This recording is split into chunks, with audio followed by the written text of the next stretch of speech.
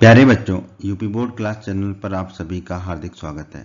बच्चों, इस वीडियो में हम यूपी बोर्ड के कक्षा 10वीं के गणित के अध्याय 10 व्रत यानी कि सर्कल्स का परिचय पढ़ेंगे। वीडियो को पूरा देखिएगा एंड तक, जिससे आपको अध्याय 10 व्रत के सारे कंसेप्ट अच्छे से समझ में आ जाएंगे। और फिर जब आप अध्याय 10 व्रत की प्रश्नावलियों के प्रश्नों को हल करोगे तो सभी प्रश्न आपसे आसानी से हल हो जाएंगे। व्रत। दोस्तों, हमने कक्षा 9 में पढ़ा है कि व्रत एक तल में उन बिंदुओं का समूह होता है जो एक नियत बिंदु, जिसे हम केंद्र कहते हैं, से अचर दूरी पर होते हैं। अचर, और उस अचर दूरी को हम क्या कहते हैं? त्रिज्या कहते हैं। जैसे कि ये मान लीजिए कुछ बिंदुओं के समूह है, लाल रंग से जो बिंदु दिखाए हमने, ठीक है। ये एक बिंदु जिसे हम केंद्र कहेंगे, ठीक है, उससे एक अचर दूरी पर यानी कि त्रिज्या की दूरी पर होते हैं, ठीक है। ये दूरी सभी बिंदुओं की बराबर है इस केंद्र बिंदु से, ठीक है। तो ऐसे बिंदुओं को, समूहों को जब हम मिला देते हैं तो हमें जो आकृति प्राप्त होती है उसे हम कहते हैं वृत्त, ठीक है, जिसके बारे में आप कक्षा 9 में पढ़ चुके हैं।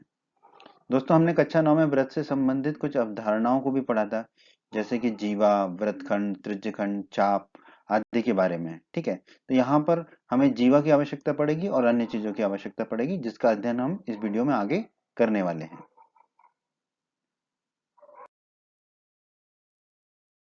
दोस्तों, जीवा के बारे में हम फिर से पढ़ लेते हैं। जीवा किसे कहते हैं?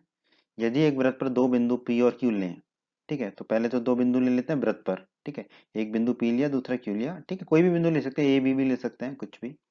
तो रेखाखंड PQ वृत्त की जीवा कहलाता है। फिर इन दो बिंदुओं को मिलाने वाला जो रेखाखंड है, ठीक है, जैसे कि यहाँ पर होगा PQ, वो कहलाएगा वृत्त की जीवा, ठीक है। तो वृत्त की जीवा क्या है? वृत्त पर दो बिंदु P और Q लें तो रेखाखंड PQ वृत्त की जीवा कहलाता है, ठीक है। तो वृत्त पर दो बिंदुओं को मिलाने वाला रेखाखंड वृत्त की जीवा कहलाता है।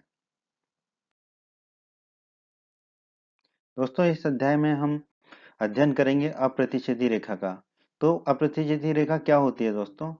तो जैसा कि नाम में ही निहित है दोस्तों, अप्रतिच्छेदी रेखा मतलब जो रेखा प्रतिच्छेद नहीं करेगी वो कहलाएगी अप्रतिच्छेदी रेखा। अब किससे प्रतिच्छेद नहीं करेगी? ये अध्याय है हमारा व्रत। तो जो रेखा व्रत को प्रतिच्छेद नहीं करेगी वो कहलाएगी अप्रतिच्छेदी रेखा, ठीक है। तो यहाँ पर देखिए, पी और क्यू, पी क्यू जो है एक रेखा है और एक व्रत है हमारा, ठीक है। तो PQ रेखा और व्रत में कोई भी उभयनिष्ठ बिंदु नहीं है, ठीक है। PQ जो रेखा है वो व्रत को प्रतिच्छेद नहीं कर रही है, ठीक है। तो इस दशा में PQ को हम व्रत के सापेक्ष में, ठीक है, व्रत के सापेक्ष में क्या कहेंगे? अप्रतिच्छेदी रेखा, ठीक है, क्योंकि PQ जो है व्रत को जो है प्रतिच्छेद नहीं कर रही है। तो ऐसी रेखा जो व्रत को प्रतिच्छेद नहीं करेगी वो कहलाएगी अप्रतिच्छेदी रेखा, ठीक है। बहुत आसान है। अब हम दोस्तों छेदक रेखा के बारे में पढ़ लेते हैं कि छेदक रेखा किसे कहते हैं, ठीक है। तो एक रेखा ले लेते हैं PQ, ठीक है, एक रेखा है PQ और एक वृत्त है, ठीक है। तो एक रेखा PQ और वृत्त में दो उभयनिष्ठ बिंदु A और B हैं। तो इसमें देखिए, रेखा PQ और वृत्त में दो उभयनिष्ठ बिंदु हैं, एक है बिंदु A और दूसरा है बिंदु B, ठीक है। तो इस दशा में हम रेखा PQ को वृत्त की छेदक रेखा कहते हैं, ठीक है। तो PQ को वृत्त की छेदक रेखा कब कहेंगे? जब रेखा में और वृत्त में दो उभयनिष्ठ बिंदु हों, ठीक है। तो छेदक रेखा क्या होगी? जब रेखा में और वृत्त में दो उभयनिष्ठ बिंदु होंगे तो ऐसी रेखा क्या कहलाएगी? छेदक रेखा कहलाएगी, वृत्त की छेदक रेखा कहलाएगी, ठीक है। अब हम दोस्तों स्पर्श रेखा के बारे में पढ़ेंगे और आपका जो अध्याय 10 है वो स्पर्श रेखा पर ही आधारित है। तो इसे बड़े ध्यान से पढ़िएगा, समझिएगा, ठीक है। एक वृत्त है और रेखा PQ और वृत्त का केवल और केवल एक ही उभयनिष्ठ बिंदु अगर एक A है तो इस दशा में रेखा को वृत्त की स्पर्श रेखा कहते हैं, ठीक है। तो एक हमने रेखा ली PQ, ठीक है, और एक वृत्त है, ठीक है। इस रेखा PQ और वृत्त का एक उभयनिष्ठ बिंदु है A, ठीक है। तो इस दशा में जब वृत्त में और रेखा में एक उभयनिष्ठ बिंदु हो, केवल एक, तो इस दशा में जो हम रेखा को क्या कहते हैं? वृत्त की स्पर्श रेखा कहते हैं, ठीक है। इस दशा में हम जो रेखा होती है जिसका सिर्फ एक उभयनिष्ठ बिंदु होता है वृत्त के साथ, तब उस रेखा को हम उस वृत्त की स्पर्श रेखा कहते हैं, ठीक है। तो इसको ध्यान से समझ लीजिए, स्पर्श रेखा और वृत्त में सिर्फ एक बिंदु उभयनिष्ठ होता है, ठीक है। और पढ़ लेते हैं हम वृत्त की स्पर्श रेखा के बारे में। तो किसी वृत्त की स्पर्श रेखा वह रेखा है जो वृत्त को केवल एक बिंदु पर प्रतिच्छेद करती है, ठीक है। तो एक वृत्त बना लिया, एक रेखा PQ ले ली, ठीक है। तो PQ स्पर्श रेखा तभी होगी वृत्त की जब वह वृत्त को एक बिंदु पर प्रतिच्छेद करे। तो यहाँ पर ये बिंदु A पर प्रतिच्छेद कर रही है, ठीक है। तो इस परिभाषा को समझ लीजिए हमेशा के लिए। किसी वृत्त की स्पर्श रेखा वह रेखा है जो वृत्त को केवल एक बिंदु पर प्रतिच्छेद करती है। ठीक है, स्पर्श रेखा पर ही आधारित है आपका ये अध्याय 10 वृत्त। आइए दोस्तों, अब हम वृत्त की स्पर्श रेखा का एक गुणधर्म समझ लेते हैं। वृत्त के एक बिंदु पर एक और केवल एक ही स्पर्श रेखा हो सकती है। ठीक है, जैसे कि वृत्त का कोई बिंदु लिया ए, तो इससे होकर सिर्फ और सिर्फ एक ही स्पर्श रेखा गुजर सकती है। ठीक है, तो याद रखिएगा, वृत्त के एक बिंदु से होकर सिर्फ एक ही स्पर्श रेखा गुजर सकती है। ठीक है, वृत्त की स्पर्श रेखा के बारे में दोस्तों और पढ़ लेते हैं। ठीक है, तो किसी वृत्त की स्पर्श रेखा छेदक रेखा की एक विशिष्ट दशा है जब संगत जीवा के दोनों सिरे संपाती हों। तो दोस्तों अभी अभी हमने छेदक रेखा के बारे में भी पढ़ा था। छेदक रेखा जो है वृत्त को दो बेनिष्ठ बिंदुओं पर प्रतिच्छेद करती है। यहाँ पे मान लिया ए और बी बिंदु पर प्रतिच्छेद करती है। तो अगर हम कहें तो ए बी क्या हो जाएगी, हमारी जीवा हो जाएगी। ठीक है, तो इस परिभाषा के अनुसार जब संगत जीवा के दोनों सिरे संपाती हो जाए, यानी कि ए बिंदु और बी बिंदु संपाती हो जाए, ठीक है, उस दशा में ये जो छेदक रेखा है वो क्या हो जाती है, हमारी स्पर्श रेखा हो जाती है। ठीक है, जब बिंदु ए और बी संपाती हो जाए, यानी कि एक ही बिंदु हो जाए। ठीक है, और हम जानते हैं कि स्पर्श रेखा वह रेखा होती है जो वृत्त को एक बिंदु पर प्रतिच्छेद करती है। ठीक है, तो इस दशा में जो पी क्यू है वो क्या हो जाएगी, हमारी स्पर्श रेखा। ठीक है, फिर अगर ये बिंदु को हम और बाहर ले जाए, ठीक है, तो पी क्यू फिर क्या हो जाता है, हमारा अप्रतिच्छेदी रेखा। ठीक है,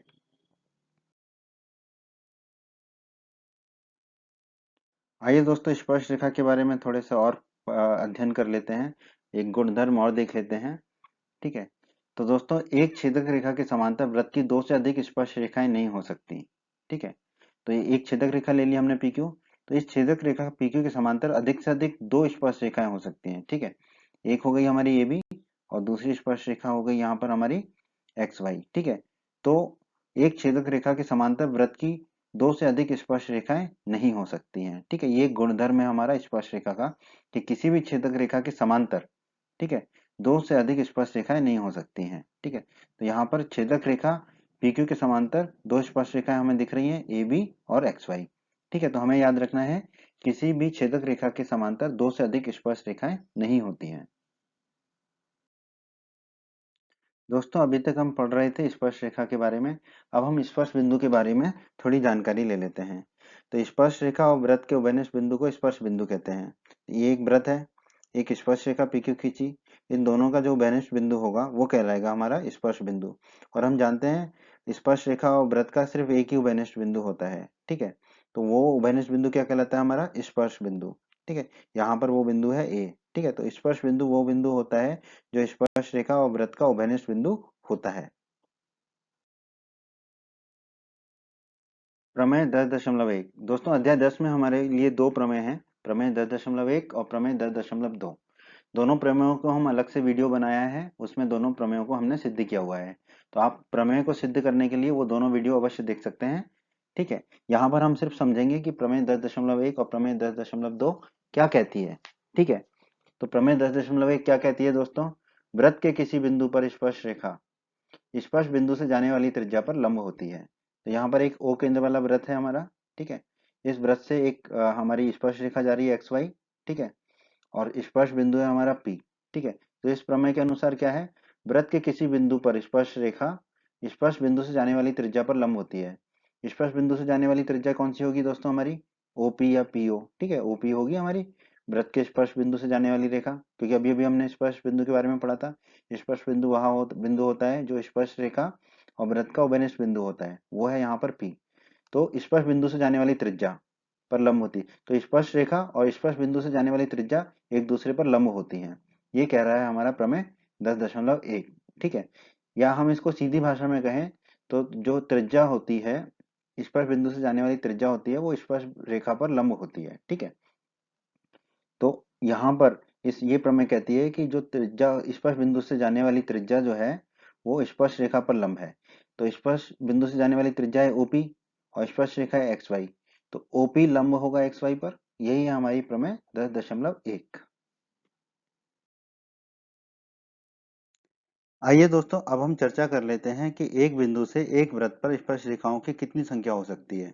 ठीक है, तो उससे पहले हम चर्चा कर लेते हैं कि एक बिंदु जो है कहाँ कहाँ हो सकता है। देखो, या तो बिंदु वृत्त के अंदर होगा, या वृत्त पर होगा, या वृत्त के बाहर होगा। ठीक है, तो हम तीनों स्थितियों की चर्चा करेंगे। तो पहली स्थिति में हम वृत्त के अंदर ले रहे हैं बिंदु को। ठीक है, अब यहाँ से हम रेखा खींचते हैं इस बिंदु से होकर जाने वाली। तो एक रेखा खींची। अब देखिए ये जो रेखा खींची ये वृत्त को दो बिंदुओं पर प्रतिच्छेद करती है, तो ये छेदक रेखा होगी, स्पर्श रेखा नहीं होगी। दूसरी रेखा खींची इस बिंदु से जाती हुई, ये भी वृत्त को दो बिंदुओं पर प्रतिच्छेद करती है, तो ये भी छेदक रेखा होगी, ये भी स्पर्श रेखा नहीं होगी, क्योंकि हम जानते हैं स्पर्श रेखा जो है वृत्त को सिर्फ एक बिंदु पर प्रतिच्छेद करती है। फिर ये तीसरी रेखा खींची, ये भी वृत्त को दो बिंदुओं पर प्रतिच्छेद कर रही है, ये भी छेदक रेखा होगी, ये भी स्पर्श रेखा नहीं होगी। तो इस प्रकार आप कोशिश करेंगे कितनी भी रेखाएं खींच लेंगे तो कोई भी रेखा जो है वो वृत्त की स्पर्श रेखा नहीं होगी। ठीक है, क्योंकि बिंदु जो है वृत्त के अंदर है, तो हम कह सकते हैं कि वृत्त के अंदर स्थित किसी बिंदु से जाने वाली वृत्त पर कोई भी स्पर्श रेखा नहीं होती। ठीक है, वृत्त के अंदर स्थित किसी भी बिंदु से जाने वाली वृत्त पर कोई भी स्पर्श रेखा नहीं होती, मतलब कोई भी स्पर्श रेखा नहीं होगी। अगर बिंदु वृत्त के अंदर है तो उस बिंदु से जाने वाली जो भी रेखा होगी वो कभी भी स्पर्श रेखा नहीं होगी। ठीक है दोस्तों, अब चर्चा कर लेते हैं कि यदि वो बिंदु जो है वृत्त पर हो, ठीक है, तो कितनी स्पर्श रेखाएं होंगी। दोस्तों तो फिर एक ही स्पर्श रेखा होगी, क्योंकि अभी अभी हमने पढ़ा था थोड़ी देर पहले कि वृत्त पर स्थित किसी बिंदु से वृत्त पर केवल एक ही स्पर्श रेखा खींची जा सकती है, एक ही स्पर्श रेखा होती है। ठीक है, तो यदि बिंदु वृत्त पर स्थित है तो सिर्फ एक ही स्पर्श रेखा होगी। ठीक है, और वृत्त के अंदर है अगर कोई बिंदु तो कोई भी स्पर्श रेखा नहीं होगी, वृत्त पर है बिंदु तो एक स्पर्श रेखा होगी। ठीक है, अब दोस्तों तीसरी स्थिति की बात कर लेते हैं, चर्चा कर लेते हैं, जबकि बिंदु वृत्त के बाहर स्थित हो। तो एक बिंदु है P जो वृत्त के बाहर स्थित है। ठीक है, इससे होकर कितनी स्पर्श रेखा जा सकती है, एक रेखा जा रही है PT1 और दूसरी जा रही है PT2। ठीक है, तो इससे हम निष्कर्ष निकाल सकते हैं कि वृत्त के बाहर स्थित किसी बिंदु से जाने वाली वृत्त पर दो और केवल दो स्पर्श रेखाएं हो सकती हैं। ठीक है, तो अगर बिंदु वृत्त के बाहर स्थित है तो उससे वृत्त पर जो है दो स्पर्श रेखाएं जाती हैं। ठीक है, तो हमने क्या पढ़ा, वृत्त के अंदर है बिंदु तो कोई भी स्पर्श रेखा नहीं होती, वृत्त पर है बिंदु तो एक स्पर्श रेखा होती है, और बिंदु अगर वृत्त के बाहर है तो दो स्पर्श रेखाएं होती हैं।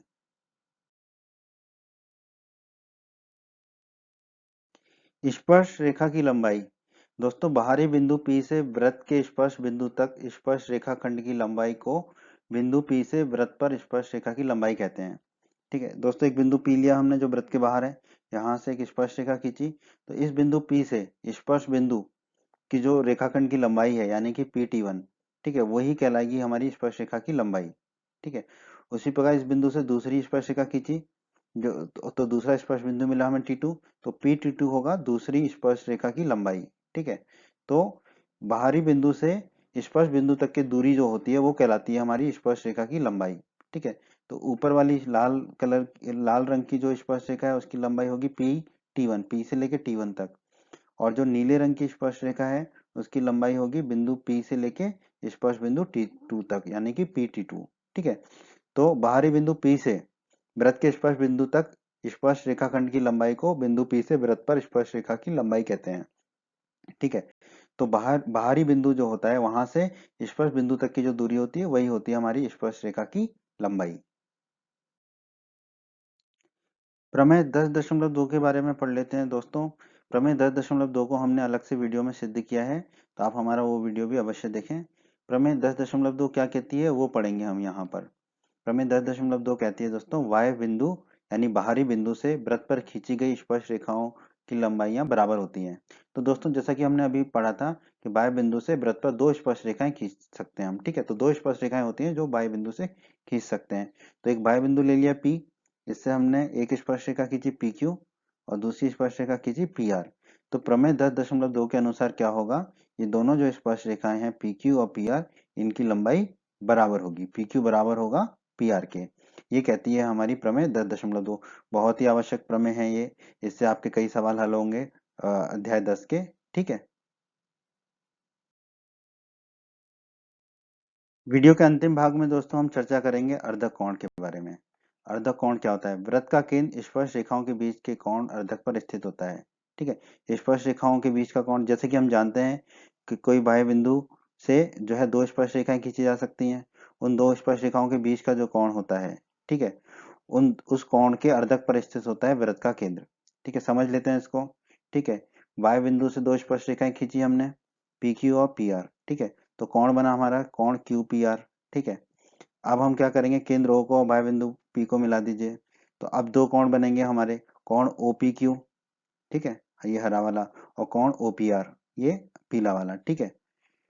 तो इस अर्धक कोण के गुणधर्म के हिसाब से ये दोनों कोण आपस में बराबर होंगे, कोण OPQ बराबर होगा कोण OPR के, कोण OPQ कोण OPR के बराबर होगा। इसका मतलब क्या है कि जो ये है केंद्र O और बाह्य बिंदु P को मिलाने वाला रेखाखंड है OP, ये कोण QPR को दो बराबर भागों में बांटता है, ठीक है।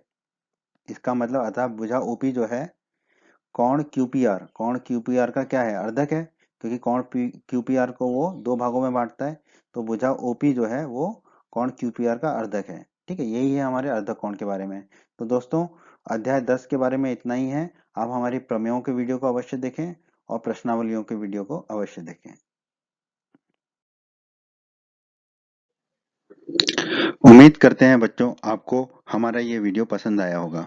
बच्चों, अगर आप यूपी बोर्ड क्लास चैनल पर नए हैं और आपने अभी तक हमारे चैनल को सब्सक्राइब नहीं किया है, तो सब्सक्राइब बटन को दबाकर जल्दी से चैनल को सब्सक्राइब कर लीजिए और बेल आइकन को भी दबा दीजिए। इससे आपको क्या फ़ायदा होगा, जब भी हमारे चैनल पर कोई भी नया वीडियो आएगा तो उसका नोटिफिकेशन आपको सबसे पहले मिल जाएगा। और जब भी आप यूट्यूब पर कोई वीडियो सर्च करेंगे तो हमारे चैनल के वीडियोज़ आपको ऊपर नज़र आने लगेंगे। आप हमारे वीडियोज़ को अपने सभी दोस्तों के साथ व्हाट्सएप और फेसबुक पर अवश्य शेयर करें, जिससे आपके दोस्तों का भी लाभ हो सके। आपको वीडियो पसंद आई है तो वीडियो को लाइक अवश्य करें और इस अध्याय के अन्य सभी वीडियोस को देखने के लिए आई बटन पर क्लिक करें। आई बटन पर क्लिक करने से आपको इस अध्याय के सभी वीडियोस के लिंक मिल जाएंगे। धन्यवाद बच्चों।